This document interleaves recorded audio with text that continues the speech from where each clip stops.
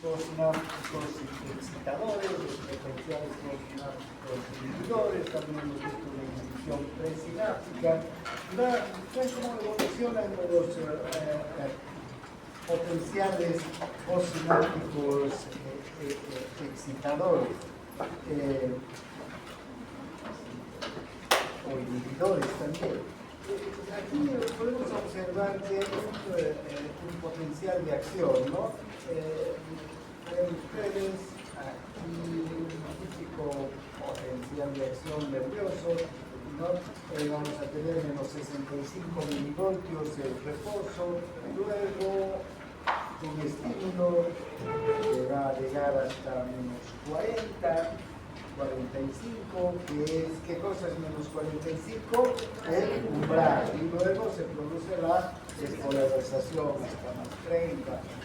Luego sobreviene la repolarización y nuevamente al reposo. Ahora, en la neurona pueden haber estímulos que estén por debajo del umbral. Ya les decía que una neurona puede recibir diferentes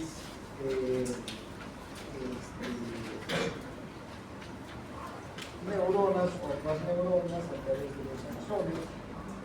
De hecho, mi bolsa.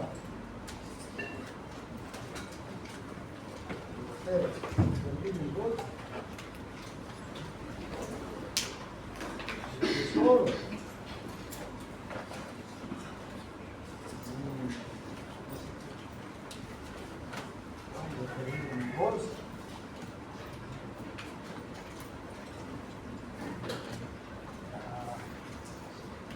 Mi bolsa de marcadores. Y aquí no hay marcadores.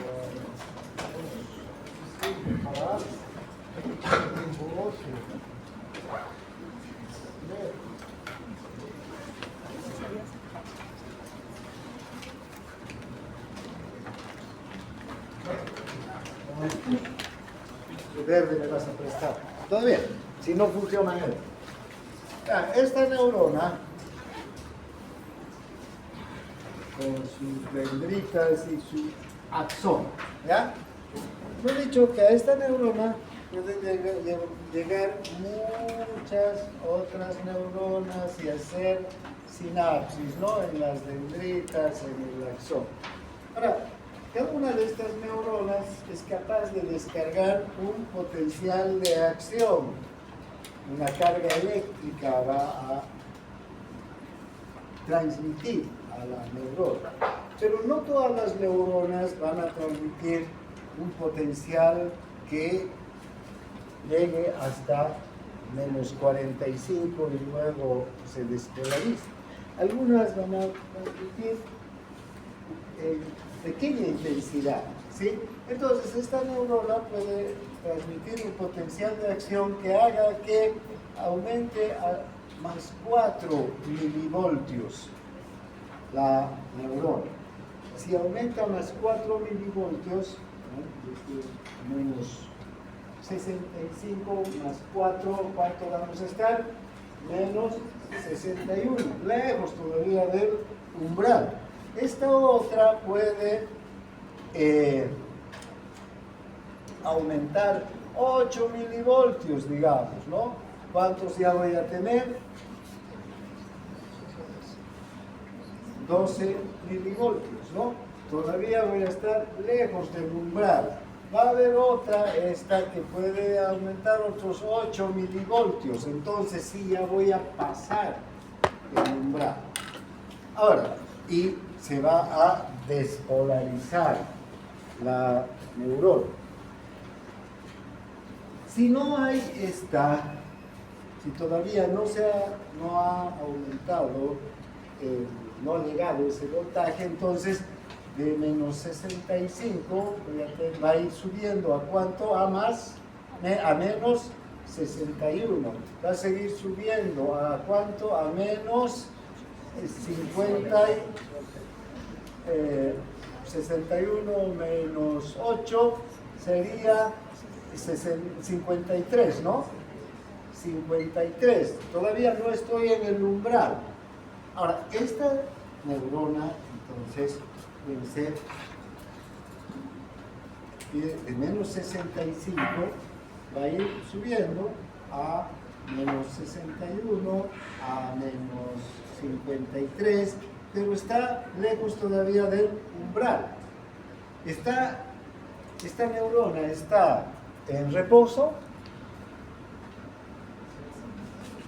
Les pregunto, ¿sí? Pero menos 65 en reposo. ¿Está en reposo? ¿Está despolarizada?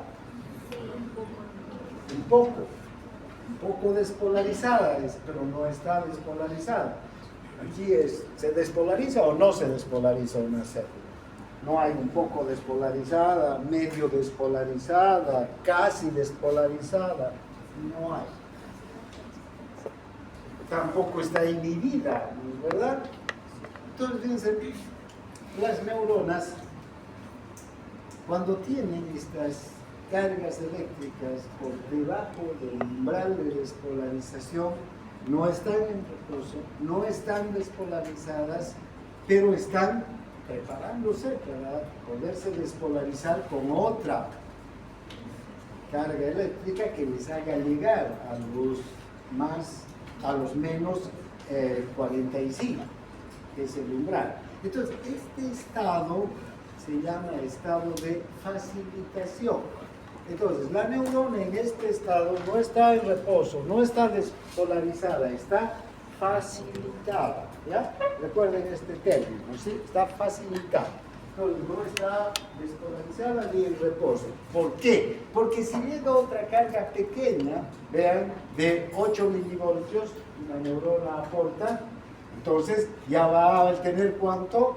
Menos 44, digamos, ¿no? Y entonces sí, se va a despolarizar.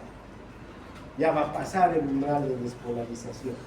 Incluso podría llegar otra carga pequeña de 5 milivoltios. ¿A cuánto va a aumentar? A menos 48, ¿no? Todavía sigue fuera del umbral, menos 48, pero está facilitado. Fíjense, ¿a cuántos milivoltios de despolarizarse? A 2, 3 milivoltios ya de despolarizarse, pero no está despolarizado. Tampoco está en reposo. Entonces las neuronas suelen ir cargándose, ¿sí? Pero también puede ocurrir, ¿ver?, que todo este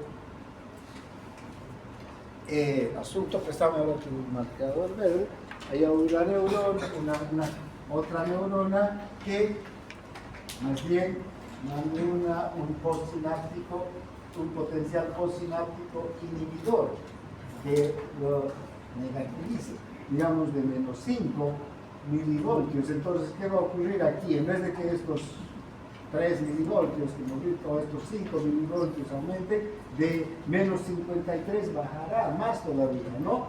A menos 66, 8, ¿no? Entonces, no menos 68, menos 72, no sé. Fíjense, entonces va a bajar. Entonces, la neurona entre el reposo y el umbral puede estar subiendo o bajando de voltaje, dependiendo de los estímulos que le lleguen, de los potenciales postsinápticos, que sean excitadores o inhibidores. Finalmente, cuando llega un potencial postsináptico que le hace llegar a menos 45, se va a despolarizar. Fíjense entonces, aquí tenemos que aquí hay una despolarización, porque ha habido un potencial postsináptico excitador que ha hecho que llegue hasta menos 45 y se despolariza. Pero aquí, veamos, tenemos 8 milivoltios, 8 estímulos que han llegado y que han sido insuficientes, ¿no es verdad? Entonces la neurona no se despolariza, está en un estado de facilitación. O aquí tampoco, no se ha despolarizado, está por debajo del umbral de despolarización. Ahora, acumulación, digamos, de potenciales eléctricos se le llama sumación, ¿sí? Y la neurona puede tener dos tipos de sumación: una sumación espacial o una sumación temporal. ¿Qué es la sumación espacial? Es como lo que dice allí, ¿no? Cuando hay un número de potenciales postsinápticos simultáneos que, mediante la activación de múltiples terminales situados en regiones espaciadas de la membrana, descargan al mismo tiempo, estas van a sumar, ¿ver? Y van a llegar a 20 milivoltios, el voltaje necesario para que la neurona se despolarice.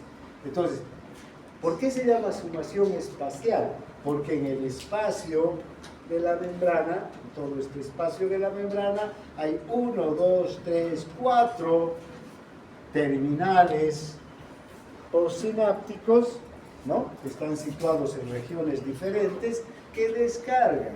Este descarga 4, este 8, este 8. Sumamos todos esos potenciales y nos dan la cantidad del voltaje necesario para que se despolarice, ¿sí?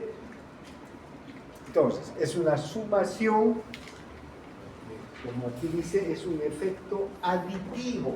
¿Aditivo qué querrá decir? ¿De dónde viene aditivo? De adición. ¿Y adición qué es?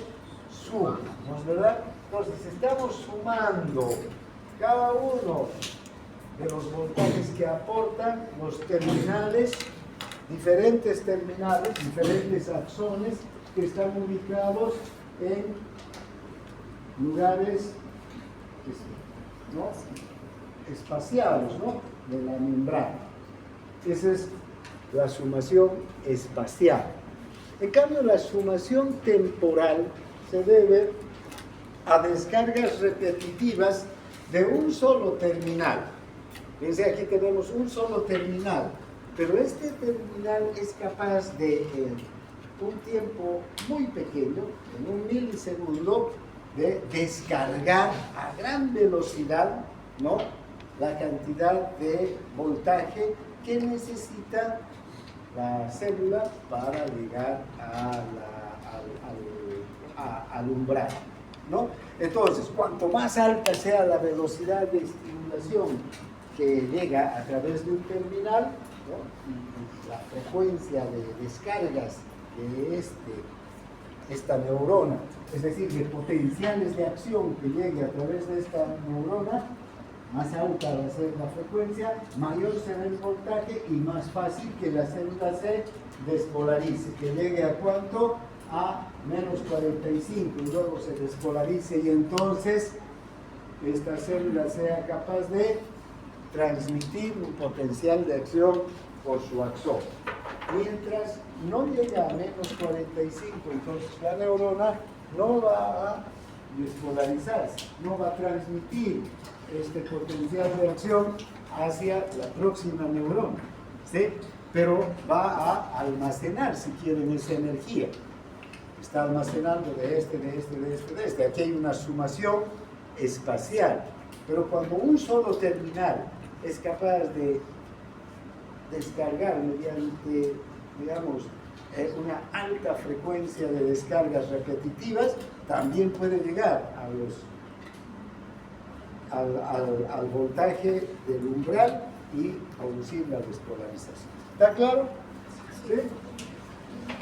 Bien, entonces recuerden estos dos conceptos de sumación temporal y de sumación espacial, porque vamos a ver muchas veces, además, otros tipos de sumación temporal en fibras nerviosas. Enseguida vamos a hablar ya de fibras nerviosas en conjunto, que también hacen sumación espacial y sumación temporal sobre neuronas específicas. Bien. Entonces, las neuronas, cuando están facilitadas, cuando el potencial postsináptico total, una vez sumado, es excitador, ¿no es verdad? Ese potencial postsináptico que va a recibir una neurona llegue a el umbral y se produzca la despolarización.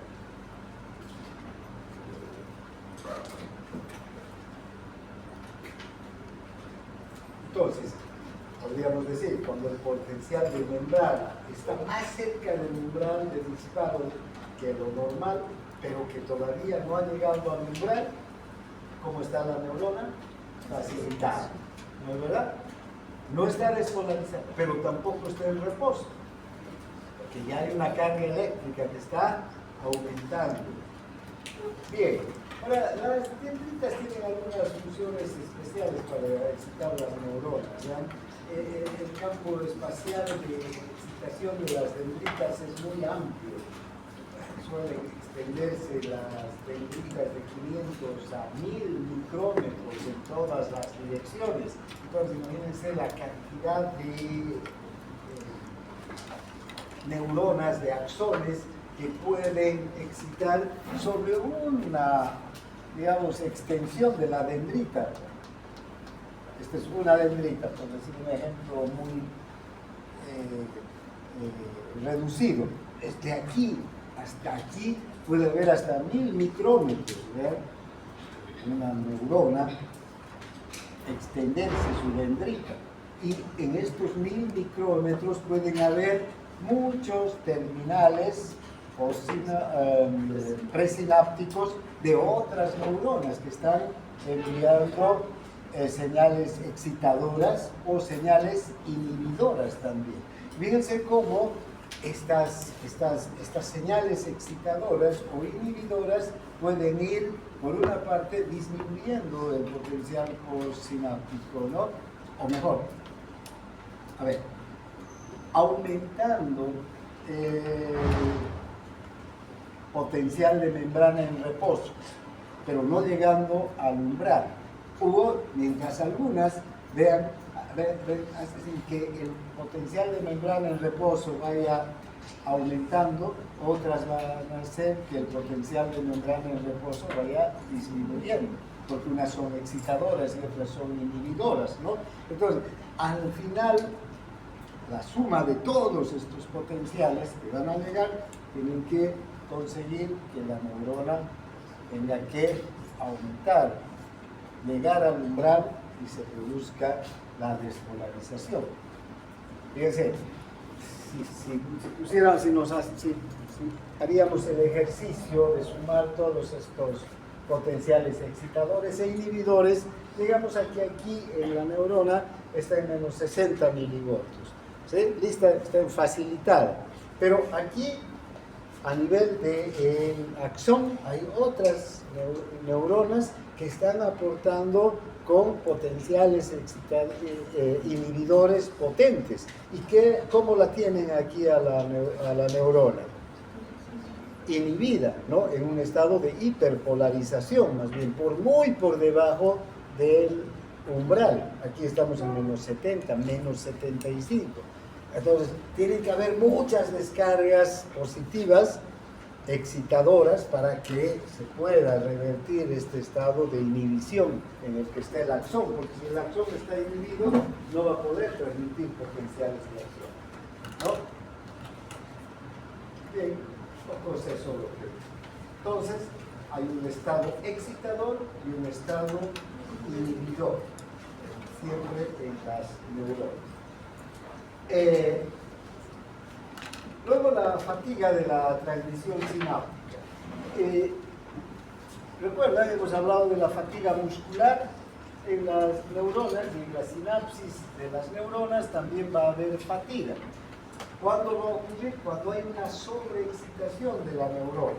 Una neurona sobreexcitada puede perder el control, ¿no?, en sus potenciales de acción, en el envío de potenciales de acción, y puede ocasionar un estado de hiperexcitación que se transmita al organismo. ¿En qué estado hay este estado de hiperexcitación? ¿En qué patología? En las convulsiones, en la epilepsia, cualquier tipo de convulsión. Las neuronas empiezan a enviar potenciales de acción paradójicos, es decir, fuera de lo normal, se sobreexcitan y al sobreexcitarse envían señales que descontrolan al sistema nervioso y al sistema neuromuscular y empiezan, ¿qué cosa? Las convulsiones. Ahora, estas convulsiones, si ustedes observan en pacientes que sufren de estos problemas, no duran pues horas, ¿no? Duran espacios pequeños de tiempo y terminan las convulsiones, y una vez que terminan las convulsiones las personas quedan agotadas, digamos, ¿no? En estado casi de un sueño profundo, ¿no? De inconsciencia. ¿Qué es lo que ocurre aquí? Las neuronas se sobreexcitan, empiezan a transmitir potenciales de acción tan intensamente que terminan con la sustancia neurotransmisora.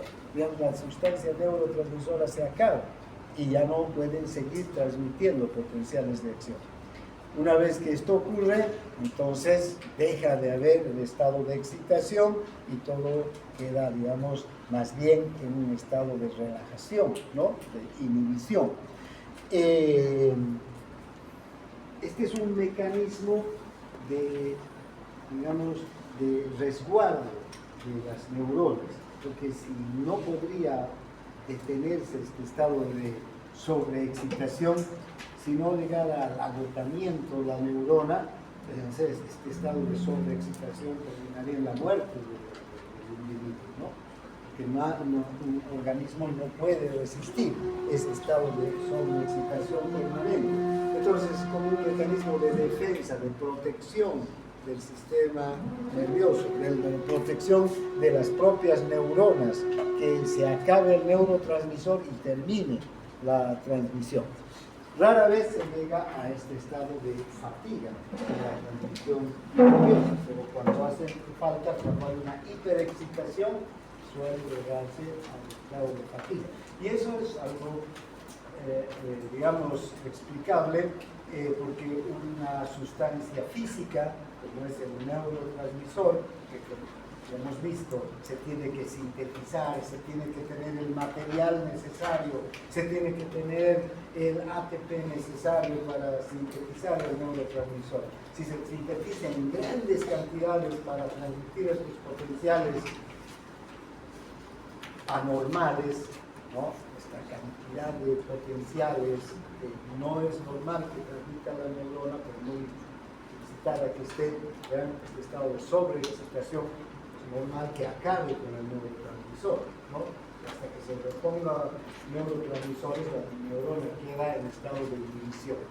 Bien, aquí quedamos con este tema. Ahora pasaremos a ver un siguiente tema. Vayamos avanzando.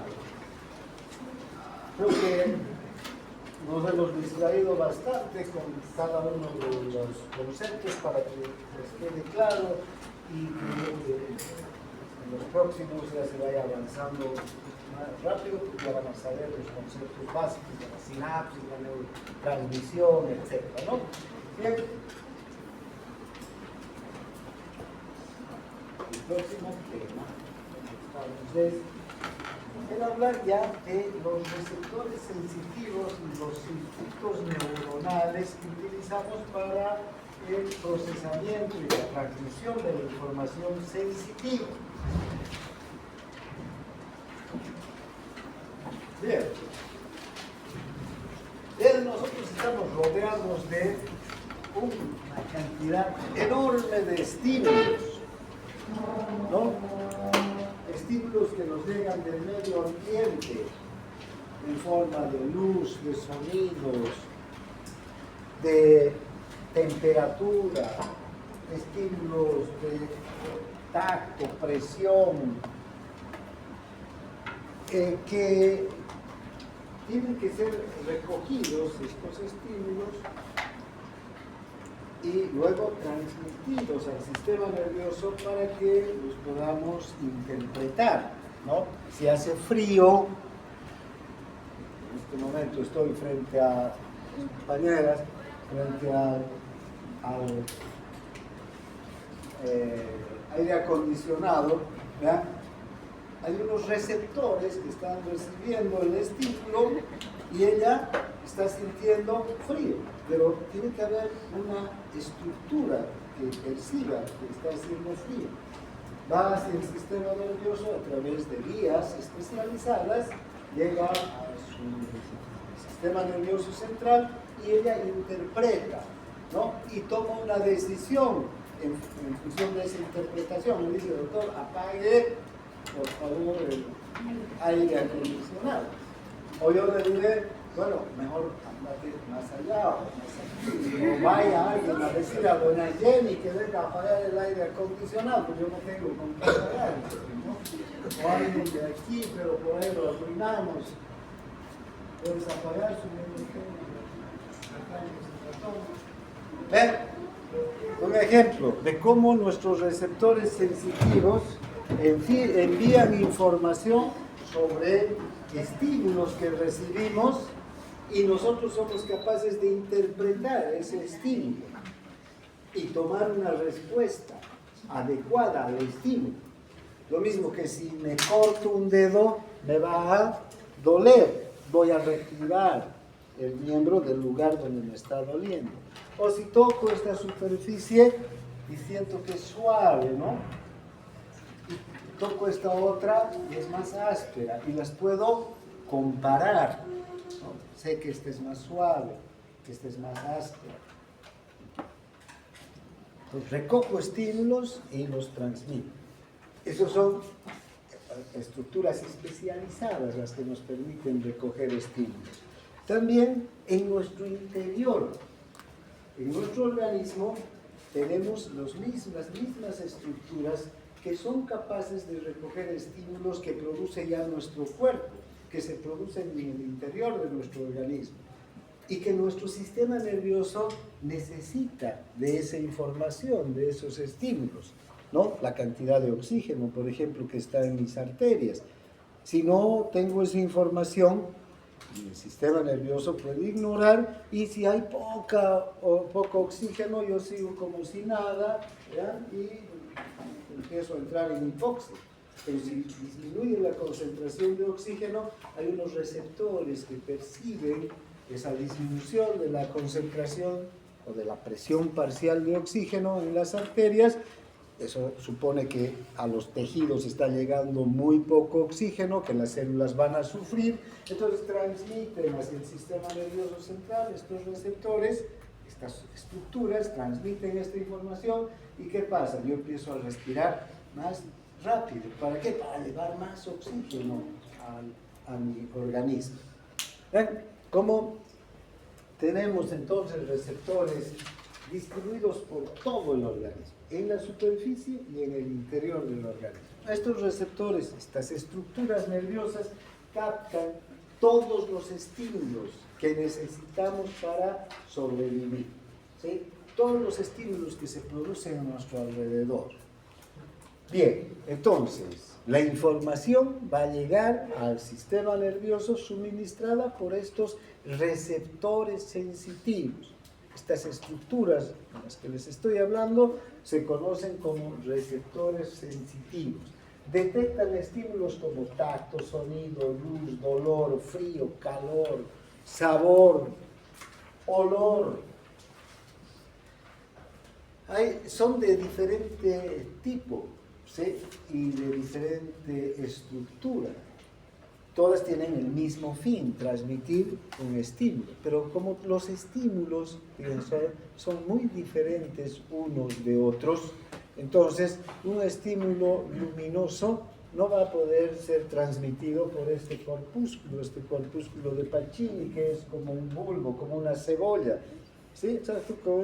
Imagínense una cebolla, y vean, la cebolla tiene muchas capas, ¿no? Y tiene una cola. El corpúsculo de Pacini es igual, tiene capas. Aquí un nervio que se continúa con el nervio sensitivo, que vendría a ser como la cola de la cebolla, ¿no? Este corpúsculo sirve ¿para qué? Para transmitir presión. Es decir, cuando yo apoyo mi cuerpo cualquier parte de mi cuerpo sobre una superficie o alguien aprieta mi cuerpo, ¿qué van a pasar? Estas capas se van a ir aplanando y de acuerdo a cómo se aplanan estas capas, los potenciales de acción van a partir de aquí del nervio y van a transmitir. Si la presión que estoy recibiendo es poca, pues mucha la presión que hay sobre mi cuerpo, ¿no? Fíjense, la forma de este receptor es una forma para transmitir precisamente presión, pero la luz ya no va a impactar sobre un receptor como este. Tenemos otro tipo de receptores, receptores electromagnéticos, que los rayos de luz, dependiendo de la refracción de la luz sobre los objetos, van a llegar hacia nuestra retina, ¿sí? Donde están estos receptores, conos y bastoncillos. De otra forma son los receptores que, dependiendo de la cantidad de rayos de luz, se van a despolarizar esas estructuras y van a enviar potenciales de acción ¿hacia dónde? Hacia la zona de la visión, de la corteza cerebral. Fíjense, entonces, un receptor, de acuerdo a su estructura, a su forma, tiene una función y otro receptor va a tener otra función diferente. Y para tener una función diferente tiene que tener una estructura, una forma diferente. Por eso es que pueden observar, hay terminaciones nerviosas libres, hay receptores expandidos, hay el receptor que está en la raíz del cabello, ¿no? Fíjense, es una terminación que se enrosca en la raíz del pelo. El pelo se mueve a un lado o a otro y este receptor se despolariza y transmite la información. Por eso es que nosotros podemos percibir el mínimo roce de objetos sobre nuestra piel, sobre los vellos, y ya sentimos, ¿no? Por más que una hormiguita del tamaño más chiquitita, que ni la vemos a veces, esté caminando sobre nosotros, lo vamos a sentir. O la brisa, ¿no? El viento que mueve nuestros vellos, lo sentimos. Fíjense, o este corpúsculo de Pacini, o el uso muscular, o los aparatos tendinosos de Golgi, ¿sí? Órganos tendinosos de Golgi, que son estructuras que están en los tendones y nos hacen sentir si nuestros músculos están o no resistiendo una tensión grande o pequeña. O estos usos musculares que nos permiten saber si nuestro músculo está estirado o está contraído. Fíjense, son diferentes estructuras y cada una va a tener una función específica. Ahora, nosotros, estas estructuras tan diferentes, entonces son capaces de transmitir sensibilidades diferentes. Por eso nuestro sistema nervioso es capaz de tener reconocer una sensibilidad diferencial, ¿no? Esta es la modalidad sensitiva del principio de la línea marcada, ¿ya? Entonces, cuando yo percibo un tipo de sensibilidad, lo voy a percibir con un tipo de receptor. Este receptor, pues, si es un corpúsculo de Pacini, se va a conectar con un nervio sensitivo. Este nervio sensitivo va a ir ¿hasta dónde? Hasta el asta posterior de la médula. Ahí va a ingresar y el cordón posterior, ¿no? Va a ascender por el cordón posterior. ¿Hasta dónde? Hasta el bulbo raquídeo. Ahí va, en los núcleos de Gold-Burdas, va a unirse o va a hacer sinapsis con la cinta de Reil media o el menisco medio, y de ahí hasta el tálamo. Y del tálamo, si es presión lo que estoy sintiendo, desde el tálamo una última neurona lo va a llevar hasta la corteza somatosensitiva. ¿Y a dónde de la corteza somatosensitiva? Si es toda la presión del hombro, a la zona del hombro. Si es la presión sobre mi pierna, a la zona de la pierna. Fíjense, entonces hay una línea marcada que lleva cada modalidad sensitiva. La de la luz, ¿dónde va a impactar? ¿Dónde va a llegar la luz? A los conos y bastones. Y en los conos y bastones esa sensibilidad se va a transformar en un potencial de acción que a través del nervio óptico va a ir hasta ¿dónde? Hasta el área de la visión. Otra línea bien marcada. No percibimos la luz con estos receptores, ni son transportados por esta vía. Cada, entonces, modalidad sensitiva tiene un receptor, una vía nerviosa y un lugar donde se interpreta esa sensibilidad, ¿no?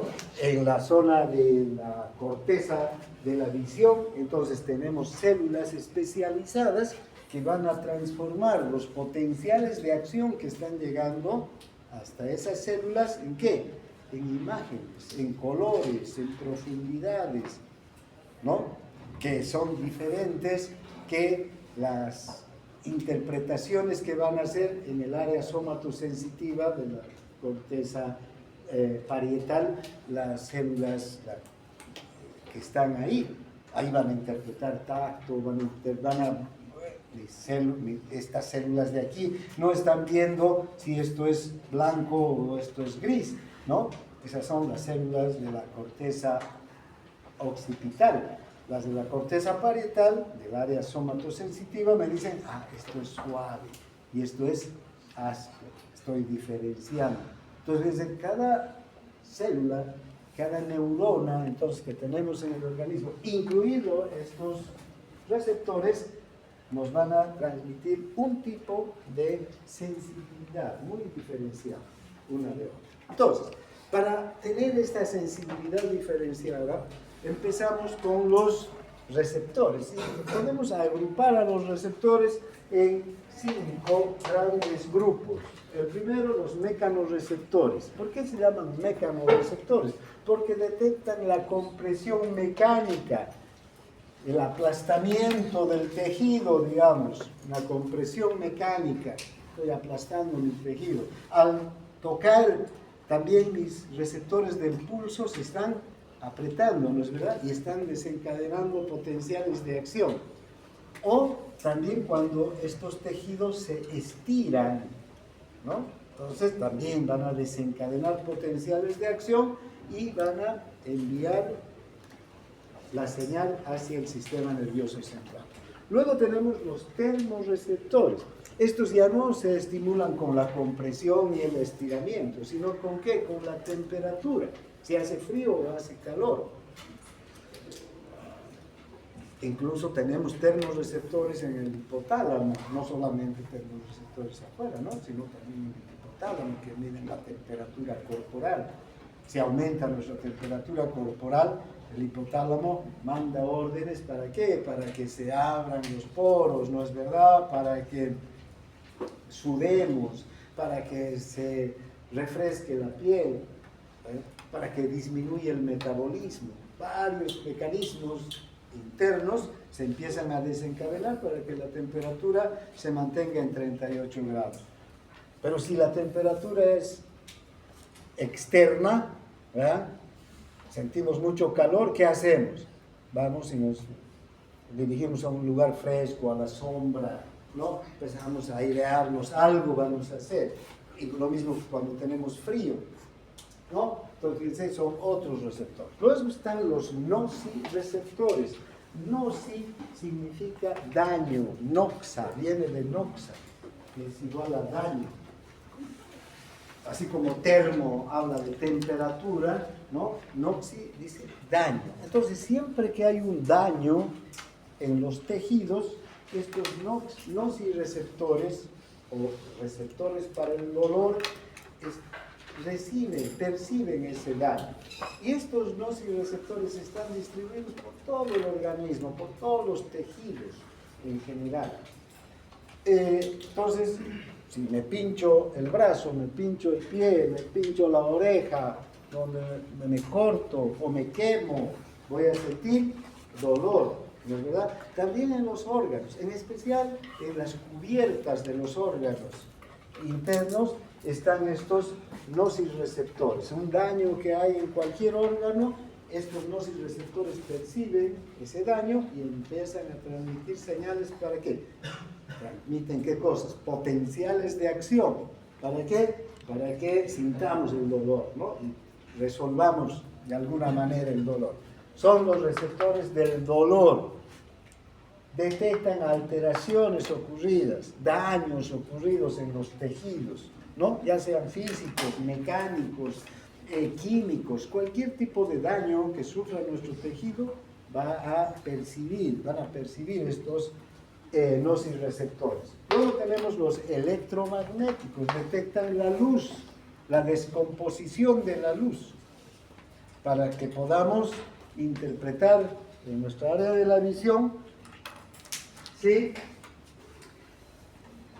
la chompa del compañero es café, o de la compañera es beige, o de la negra, ¿no? Si hay profundidad, o hay altura, o hay movimiento, las figuras, las formas, estos receptores son especializados en eso, en detectar a la luz que está siendo refractada desde los objetos. Y finalmente están los quimiorreceptores. Estos detectan sustancias químicas que están en contacto con nuestro organismo. ¿Dónde tenemos quimiorreceptores? Los del gusto, en la boca, para saber el sabor de los alimentos. Estos son importantísimos, no para solo deleitar. Ahora deleitamos comidas, me gusta, no me gusta. Antes, ¿para qué decirle a los animales y para qué nos servían cuando éramos recién formados, recién empezando nuestro camino de Homo sapiens, ¿no? ¿Para qué nos servían? Para saber si este alimento, si este producto era alimento o era veneno, ¿no? Bien, podríamos diferenciar lo dulce, lo salado, generalmente alimento, ¿no? Lo amargo, tóxico. Entonces, podríamos ir diferenciando. Entonces, la boca, el olfato.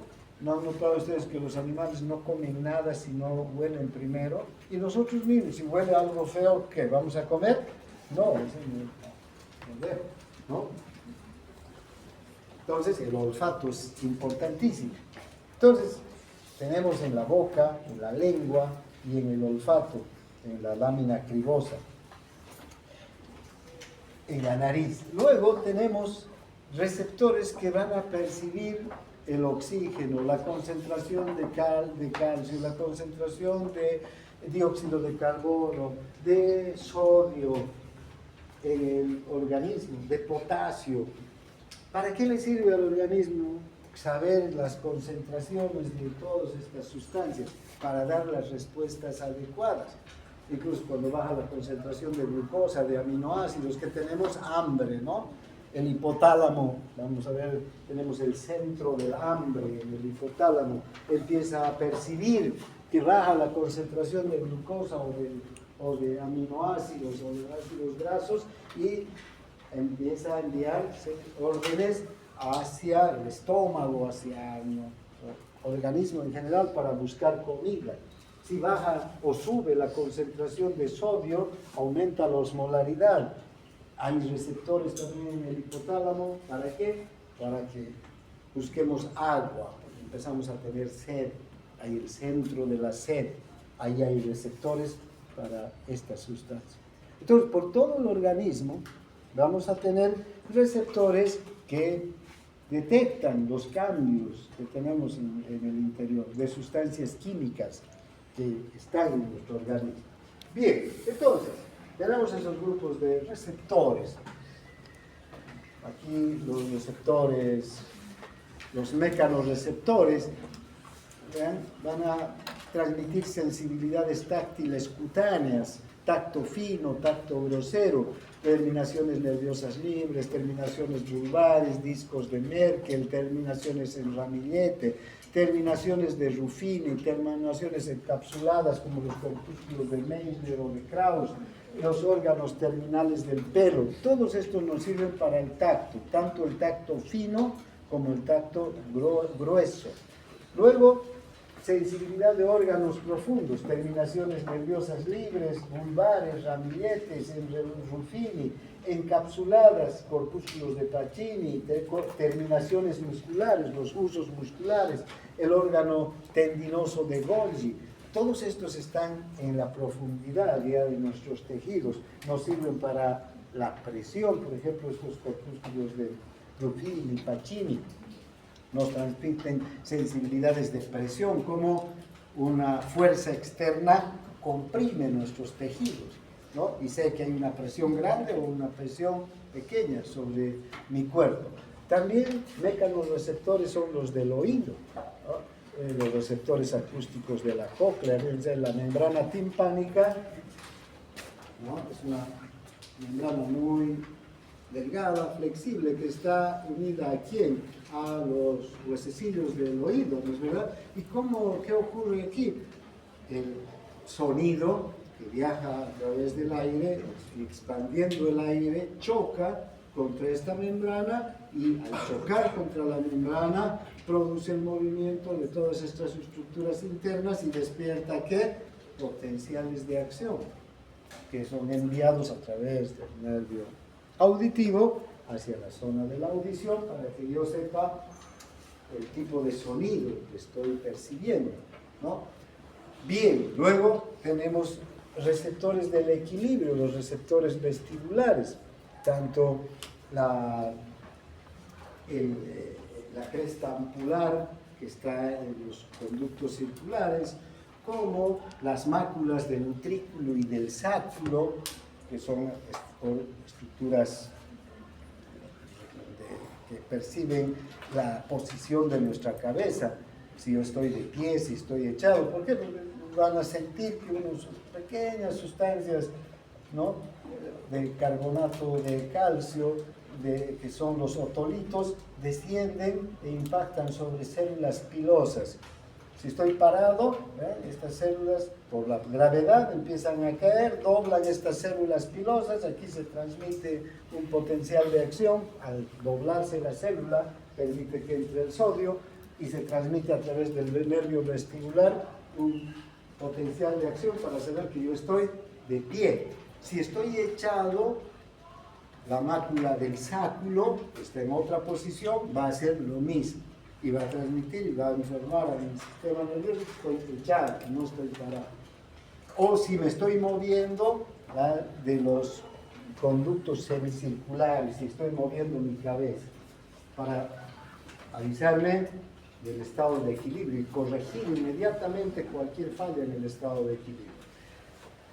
Las de la presión arterial, los vasoreceptores que están en las arterias, en especial en la carótida, en la aorta, estos vasoreceptores, si aumenta la presión arterial, ¿qué va a hacer? Los va a distender y envían señales hacia el centro cardiocirculatorio, hacia el hipotálamo, a través del nervio glosofaríngeo. Si disminuye la presión arterial, también ya no se van a extender, sino se van a encoger y van a percibir esos estiramientos del tejido, de la arteria.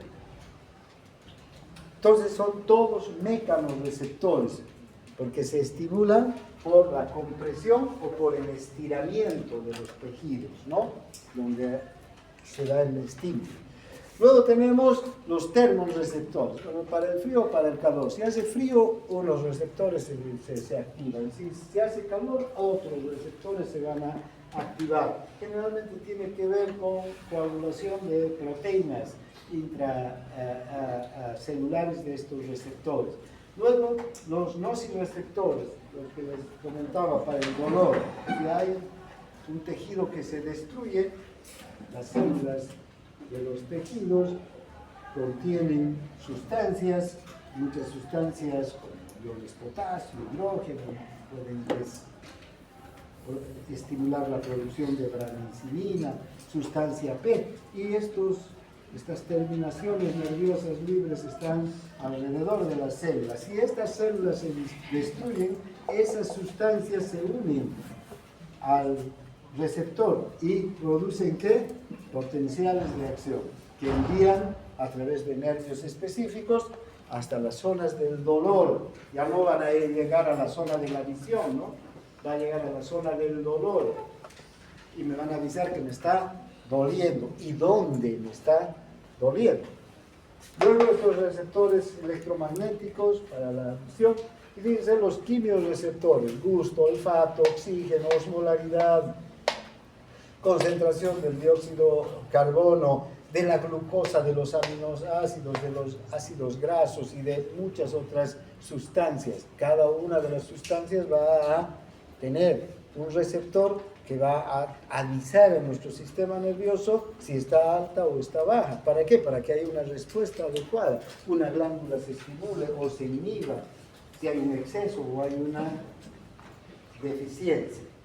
Bien, ahora,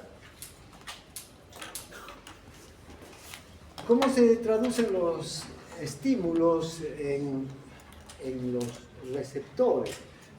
Nuestros receptores también, como son sustancias o son estructuras, pongamos el corpúsculo de Pacini, ¿no? Como ejemplo, son estructuras nerviosas, celulares, que cuando no son estimulados están con un potencial de membrana en reposo. ¿No es verdad? Entonces, aquí tenemos el reposo. El reposo puede estar en menos 85 milivoltios en estos receptores.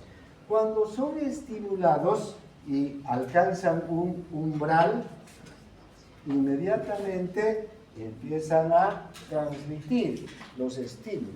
Cuanto más intensa es la estimulación, más es la presión, más fuerte es el ruido, más intensa la luz, ¿vean? Estos potenciales de acción van a transmitirse de forma más frecuente, ¿no? Si el estímulo es leve, desde luego, si pasa el umbral, ¿vean? Vamos a transmitir potenciales espaciados, ¿no? Entonces siento que hay una presión sobre mi brazo, pero si esta presión va aumentando, también va aumentando la frecuencia de los potenciales de acción, la intensidad del estímulo, entonces va a ser mayor. Ahora, este potencial de acción que se da en el receptor, lo vamos a conocer como potencial de receptor. Ahora, ¿qué mecanismos se van a dar para que se dé el potencial del receptor?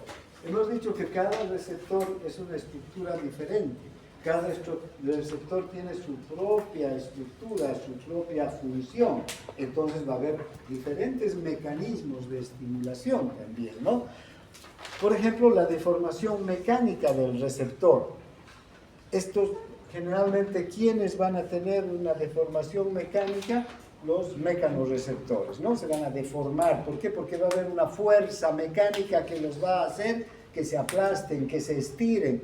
En el caso de la membrana timpánica, fíjense qué está ocurriendo aquí. Se está estirando porque el sonido... ¿Qué pasa si aquí explota una bomba? Todos los vidrios se van a romper, aunque no le llegue ni un pedacito de la bomba al vidrio. ¿Por qué se van a romper? Porque el sonido se va a expandir, ¿verdad? Y el sonido es lo que va a llegar contra el vidrio y el vidrio se va a expandir también. Como el vidrio no es flexible, se va a romper. En este caso, el sonido llega a nuestra membrana, esta es flexible, se expande y va a ir estimulando las estructuras internas. Entonces, todos nuestros receptores, mecanorreceptores, van a tener una deformación en su estructura, ¿no? Luego puede haber un cambio de temperatura de la membrana también. Y este cambio de temperatura que perciben las membranas de los receptores para el frío o para el calor, van a modificar la permeabilidad de la membrana. Aquí también va a haber una modificación de la permeabilidad de la membrana. Si se estira, ¿vean? Van a entrar más iones sodio. Y si entran iones sodio, ¿qué va a ocurrir? Se va a despolarizar. ¿No es verdad? Aquí también los cambios de temperatura que se dan a nivel de la membrana plasmática de estos receptores van a hacer que modifiquen su permeabilidad, que entren más iones sodio, que salgan más iones potasio, que se hiperpolaricen si hace frío o hace calor. La radiación electromagnética, la luz, también, al modificar sus características, van a hacer que el flujo de iones aumente o disminuya en los conos y bastoncillos. Por ejemplo, durante el día, cuando hay mucha luz, fíjense, hay un estímulo intenso sobre conos y bastoncillos, ¿no? Que hace que nuestra visión sea muy clara además. ¿Sí? Podemos ver muy bien detalles, colores, formas, tamaños, ¿no? Movimientos.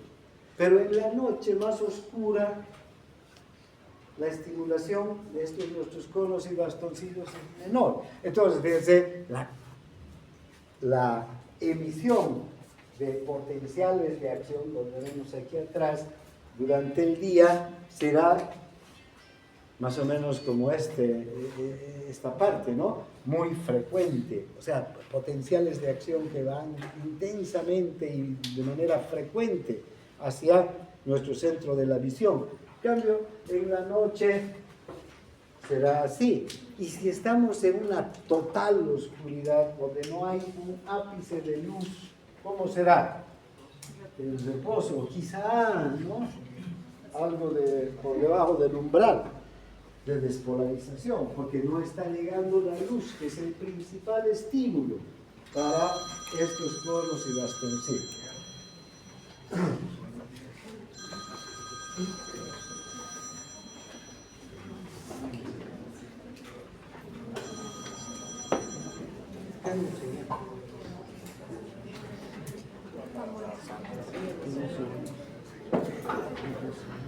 ¿Está claro entonces?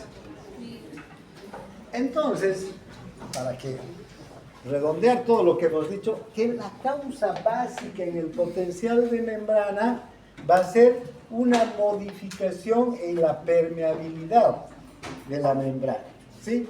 Si no se modifica la permeabilidad de la membrana, no hay potencial de receptor, porque si no se modifica la permeabilidad de la membrana, no hay flujo de iones. ¿Y qué ion necesitamos que fluya? El sodio, para que se despolarice la membrana. ¿Está claro? Permite entonces la difusión iónica con mayor o con menor facilidad, dependiendo de la intensidad del estímulo. Por eso hemos visto, recuerden siempre esta imagen. Bien, ahora, ¿cuál es la amplitud del potencial del receptor? Ustedes pueden observar la amplitud del potencial del receptor, puede ser unos 100 milivoltios o un poco más. ¿Eso qué quiere decir? Vamos desde menos 85 hasta 25 o hasta 30, 35. Entonces, si sumamos esto, vamos a tener que es 100, un poco más de milivoltios. Generalmente va a ser alrededor de 100 milivoltios la amplitud. Todo potencial de acción tiene una amplitud. Ustedes recuerdan el del músculo esquelético, tiene una amplitud de hasta 160 milivoltios. Es muy amplio, ¿no? Avanza hasta muy arriba el potencial del receptor. Bien, entonces, este es el voltaje máximo alcanzado por el potencial de acción. Y ese voltaje lo podemos medir desde el reposo hasta el vértice de la espiga, ¿no? Entonces, es el cambio que va a ocurrir cuando la membrana adquiere permeabilidad al sodio. Quiere decir que aquí empieza a haber permeabilidad al sodio. Y cuanto mayor permeabilidad al sodio hay, más alto el potencial y más frecuente también el potencial de acción. Ahora, ¿cuál es la relación del potencial del receptor con los potenciales de acción? Este potencial del receptor, este receptor que se está estimulando, que está generando un potencial de acción, tiene que transmitir a este nervio el potencial de acción. No se puede quedar aquí porque si no el nervio no va a transmitir el estímulo, ¿no es verdad? Entonces, también hay una transmisión del potencial del receptor. Es como una sinapsis aquí, ¿no? Entonces, este potencial de acción va a hacer que se abran canales de sodio en el nervio. Y si se empiezan a abrir canales de sodio en el nervio, y el nervio alcanza el umbral de despolarización, estas fibras nerviosas tienen un umbral de despolarización de menos 65 milivoltios, recuerda. Entonces, si se alcanza menos 65 milivoltios, entonces, ¿qué es lo que va a ocurrir? Los canales de sodio se van a abrir uno tras otro, ¿no? De nódulo de Rambier en nódulo de Rambier, entonces, hasta llegar a la médula espinal, hasta el asta posterior de la médula espinal, para propagar este potencial de receptor. Entonces, esa es una característica. Aquí podemos ver lo que ocurre, ¿no? ¿verdad? Aquí tenemos el receptor y aquí el nervio. El potencial del receptor va a ocurrirse cuando, por ejemplo, en este caso, este es el corpúsculo de Pacini, hay una deformación de la membrana. ¿Ya? Esta deformación de la membrana va a hacer que se despolarice el receptor, pero esta despolarización del receptor va a ser transmitida ya al nervio. ¿Sí? Este nervio va a empezar a abrir también canales de sodio. ¿Y cómo los va a abrir? Del nódulo de Rambier en nódulo de Rambier, ¿no? A lo largo de toda la fibra hasta llegar al asta posterior de la médula, donde va a haber una sinapsis con la neurona del asta posterior. Ahí va a ocurrir una transmisión, como ya hemos visto, ¿no? Se van a liberar vesículas, ¿no? De un neurotransmisor excitador y se va a transmitir el potencial de acción hacia la neurona del asta posterior. Esta neurona ya se va a encargar de entrar a la médula y ascender a través de los fascículos ascendentes. Bien.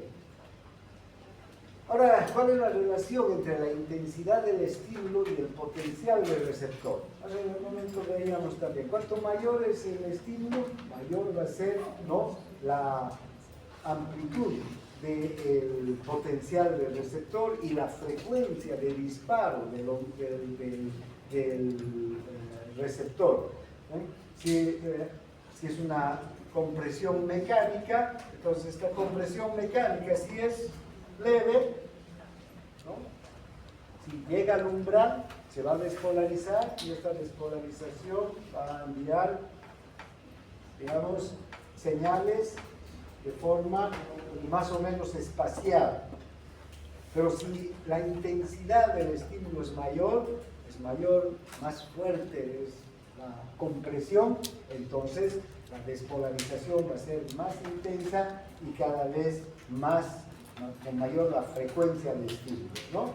Bien, aquí podemos ver en este gráfico lo que ocurre entre la amplitud del potencial del receptor y la intensidad del estímulo y la amplitud del potencial. ¿Verdad? Cuanto menos intenso es el estímulo, menos amplio es el potencial. Cuanto más intenso es el estímulo, entonces, más amplio va a ser el potencial del receptor. Ahora, una cosa importante es que los receptores sensitivos se adaptan con facilidad. Aunque no todos los receptores se van a adaptar con facilidad. ¿Qué quiere decir esto? Que un receptor sensitivo empieza a transmitir potenciales de acción cuando el estímulo está presente. Cuando está ausente, deja de transmitir, ¿no? ¿Está claro? Pero, fíjense, si yo hago una pequeña prueba aquí,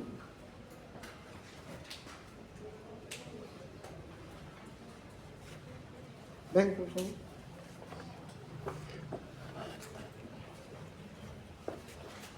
Cerrar los ojos y extender tu mano.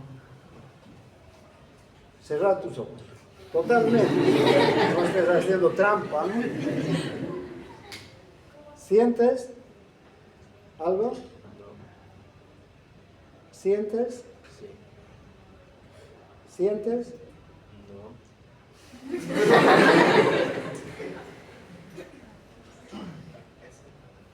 Siento. ¿Ahora? Siento. ¿Sintió? ¿Ahora? No, nada. ¿Ahora? Siento. ¿Ahora? Nada. Ya se adaptó. ¿Han visto? Gracias. Más. Entonces, nosotros tenemos receptores sensitivos que se adaptan, algunos en segundos, como los receptores del tacto. Eso quiere decir que deja de transmitir potenciales de acción. ¿Sí? Esa es una cualidad que tienen muchos receptores sensitivos. Los que tenemos en la superficie del cuerpo para el tacto, para la presión, se adaptan con facilidad. Fíjense, cuando me siento, estoy sentándome. Bien, siento el peso de mi cuerpo sobre mis glúteos y sobre la piel que está debajo de mis glúteos. Empiezo a hablar con ustedes y ya me olvido, ya no siento nada, a no ser que haya alguna molestia, ¿no? Que, pues, como ahora mi llave me está apretando, digamos, aquí, ¿no? Pero que está transmitiendo un estímulo extra. Pero, ¿ustedes se acuerdan de que están sentados en este momento? Sí, claro. O sea, ¿tienen conciencia de que están sentados o están adaptados? Nada, se han olvidado. Fíjense, estos receptores, el corpúsculo de Pacini también se adapta con facilidad. El órgano terminal del pelo se adapta con facilidad. Yo me peino, me pongo un lado, en ese rato siento que mis cabellos se están moviendo. Dejo mis cabellos, en segundos ya se han adaptado, a no ser que venga un viento y empiezo a sentir, hay viento, ¿no? Porque los está moviendo. Fíjense cómo hay receptores que se adaptan con facilidad. ¿Cuáles son los que se adaptan con más facilidad? El órgano terminal del pelo, se adaptan los corpúsculos de Meissner, los de Pacini, se adaptan con facilidad. Aunque al mismo tiempo hay receptores que no se adaptan nunca. Uno de que no se adapta nunca es el dolor. Si sigue la presión o si sigue el estímulo doloroso, me va a doler. Y si persiste el estímulo, me va a doler más todavía. No hay un momento en el que deje de doler si hay el estímulo. Esto es importante para nuestra sobrevivencia.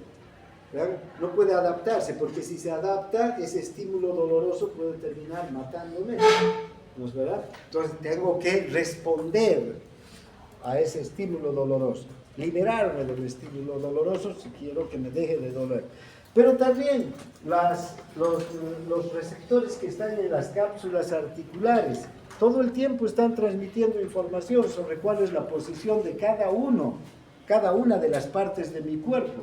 No pueden dejar de transmitir esa información. Cada milisegundo transmiten si mi brazo está estirado o está contraído en las articulaciones. También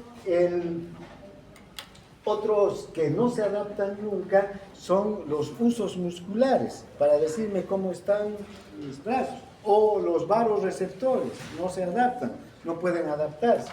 ¿Ven? Todo el tiempo están transmitiendo información. Ahora, ¿cuáles son los mecanismos de adaptación de los receptores? Si un estímulo se aplica sobre el receptor, va a desencadenar el potencial del receptor. Ahora, parece ser que, y atiendan bien esto, fíjense, si tengo un estímulo que está aplicándose aquí, se deforma el receptor, ¿y qué es lo que ocurre? Empieza a ingresar el sodio despolariza, ¿no es verdad? Aumenta la concentración de sodio sobre el receptor. Pero al parecer, en todo el ambiente del receptor, estos receptores de adaptación, esta cantidad de sodio que ingresó puede empezar a redistribuirse. Se empieza a redistribuir en el líquido y va bajando la concentración y va disminuyendo el potencial de acción. Empieza a haber menos carga eléctrica, va bajando hasta el reposo y deja de transmitir. También puede haber un proceso de acomodación por el que la fibra paulatinamente va a volver a su, digamos, no a su estructura, sino a su tensión normal. Aunque sigue el estímulo aquí, como cuando estamos sentados, esta fibra se va a acomodar y al acomodarse se van a ir cerrando los canales de sodio que se abrieron y entonces va a dejar de entrar el sodio y deja de haber despolarización. ¿Ven? Hay una inactivación progresiva de los canales de sodio. Son la explicación de estos mecanismos de adaptación. Entonces, ahora, para terminar, hay dos tipos de receptores. Unos receptores de adaptación lenta o receptores tónicos. Estos receptores no se adaptan nunca y mientras está presente el estímulo, siguen transmitiendo estímulos, ¿no? Los usos musculares, el aparato tendinoso de Golgi, la mácula del aparato vestibular, los receptores del árbol arterial, los quimiorreceptores. Luego hay receptores de adaptación rápida. Estos también se llaman receptores fásicos, ¿sí?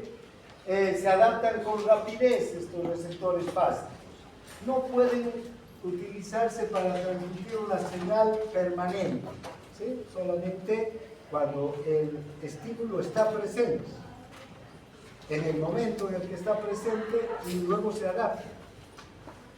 ¿Han visto cómo? Cuando pongo el papel y el estímulo va a activar los receptores del tacto y después se adapta, pero cuando lo retiro también inmediatamente es cierto. ¿Por qué? Porque ha habido un cambio en la forma del receptor.